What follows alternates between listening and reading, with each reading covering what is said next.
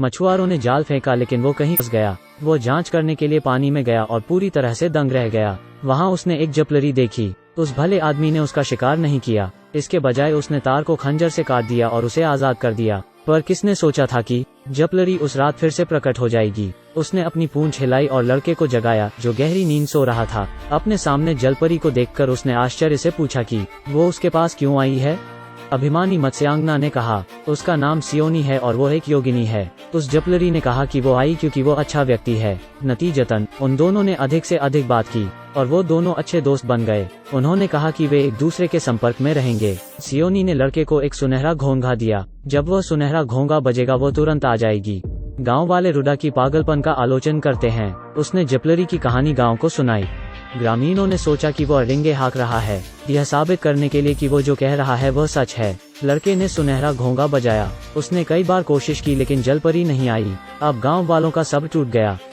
अगली सुबह व्यस्त रुडा को नहीं पता था कि सिलोनी आ गई है। वो जलपरी के ना आने पर बहुत गुस्से में है। दयालु जपलरी ने कहा कि वह एक जपलरी है और यह बहुत खतरनाक होगा अगर उसे बुरे इरादे वाले इंसानों द्वारा खोजा जाए। लड़का गलत है, लेकिन उसे खुश करने के लिए जपलरी ने लड़के को खजाने के बारे में बताया। लड़का, जिसे गरीब होने की चिंता है, खुश हो गया। वे पानी में खेलते हैं, समुद्र की गहराइयों में तैरते हैं। वे जल्द ही एक रहस्यमय गुफा में आ गए।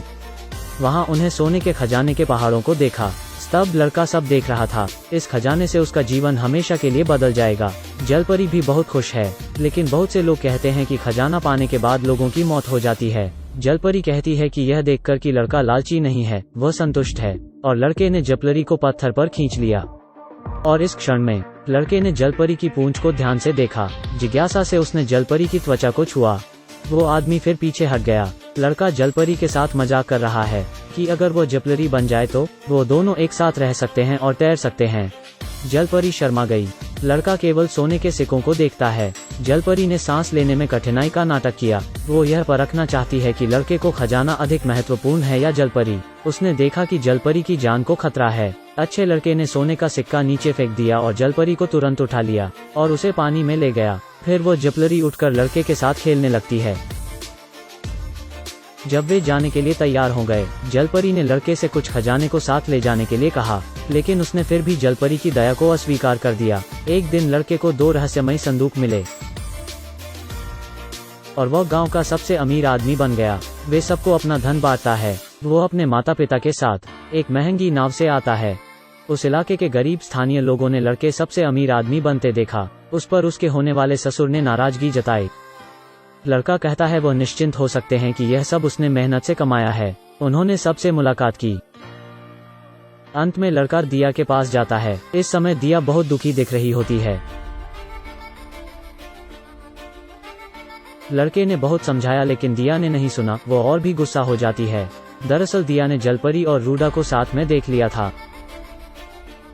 उसको भाइयों ने बहुत समझाया।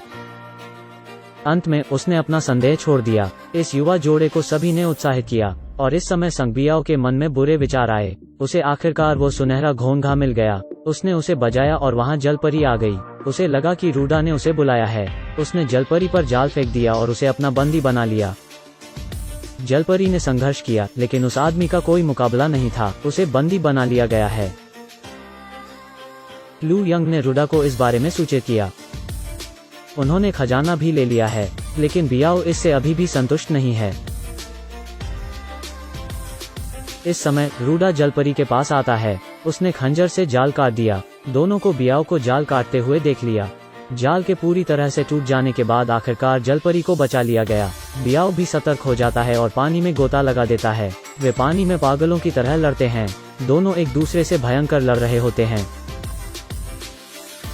अब दोनों फिर से तट पर वापस आ जाते हैं। मरते हुए लड़के को देखकर जपलरी लड़के पर पानी फेंकती है। वो लड़का मरने का नाटक कर रहा होता है। लड़का इस सब के लिए अपने आप को दोषी मानता है। वो कहता है कि उसने जपलरी की जान को खतरे में डाला। दयालु जलपरी नाराज नहीं है। बात बस इतनी सी है कि लोग बहुत लालची होते हैं। दोनों ने एक दूसरे को अलविदा कहा। रूडा स्थानीय क्षेत्र को पर्यटक स्थल के रूप में विकसित करता है। लोगों को लाभ पहुंचाने के लिए वहां उसने बहुत सारे काम किए। रूडा को यह सब करता देख जलपरी बहुत खुश है।